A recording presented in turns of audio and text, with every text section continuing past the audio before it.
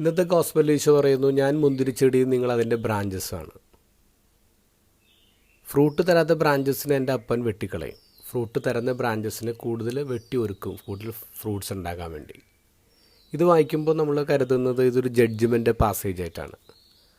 പക്ഷേ ഇത് judgement passage അല്ല, ട്രാൻസ്ലേഷൻ്റെ ഒരു പ്രോബ്ലമാണ് വന്നിട്ടുള്ളത്. മുറിച്ച് കളയുന്നുള്ള വാക്കിൻ്റെ ഗ്രീക്കിൻ്റെ യഥാർത്ഥ വാക്ക് ഏരി എന്നുള്ള വാക്കാണ്. ആ വാക്കിൻ്റെ അർത്ഥം ലിഫ്റ്റ് അപ്പ്, ടേക്ക് അവേ എന്നൊക്കെയാണ്. ഉയർത്തുക, എടുത്തു മാറ്റുക എന്നുള്ള. മുറിച്ച് കളയുക എന്നുള്ളത് മോശം ട്രാൻസ്ലേഷനാണ്. അവിടെ പല ട്രാൻസ്ലേഷനിലും മുറിച്ച് മാറ്റും, കട്ട് ഇറ്റ് ഓഫ് എന്ന് ഉപയോഗിച്ചിട്ടുള്ളൂ. പക്ഷെ അതല്ല ശരിക്കും അർത്ഥം. എടുത്തുയർത്തുക, എടുത്ത് മാറ്റുക. നമ്മൾ മുന്തിരിത്തോട്ടത്തിലെ കൃഷിക്കാരനോട് ചോദിച്ചാൽ പറഞ്ഞു തരും. ഈ ഫലം പുറപ്പെടുവിക്കാത്ത ബ്രാഞ്ചസ് എന്ന് പറയുന്നത് നിലത്ത് വീണ് കിടക്കുന്ന ബ്രാഞ്ചസാണ്. അത് ശ്രദ്ധിക്കപ്പെടാതെ കൊണ്ടാണ് നിലത്ത് വീഴുന്നത്. നിലത്ത് വീണ് കഴിയുമ്പോൾ സ്വാഭാവികമായിട്ട് അതിൽ വേരുകളുണ്ടാവും.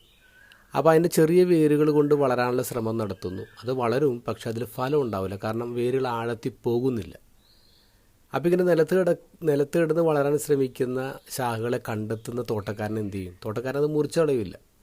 തോട്ടക്കാരൻ അതിനെ എടുത്തുയർത്തും, ലിഫ്റ്റ് ചെയ്യും. എന്നിട്ട് പന്തലിലേക്ക് കയറ്റിവിടും. പന്തലിലേക്ക് കയറ്റിവിടുമ്പോൾ ഇതിന് വേരില്ലാത്തതുകൊണ്ട് പിന്നെ താഴത്തണ്ടിൽ നിന്ന് തന്നെ അത് വളവും വെള്ളമൊക്കെ വലിച്ചെടുക്കണം. അങ്ങനെ അത് കൂടുതൽ ശക്തിയായി കൂടുതൽ നല്ല ഫലങ്ങൾ പുറപ്പെടുവിക്കാൻ തുടങ്ങും. ഇത് സുന്ദരമായൊരു ഇമേജാണ്.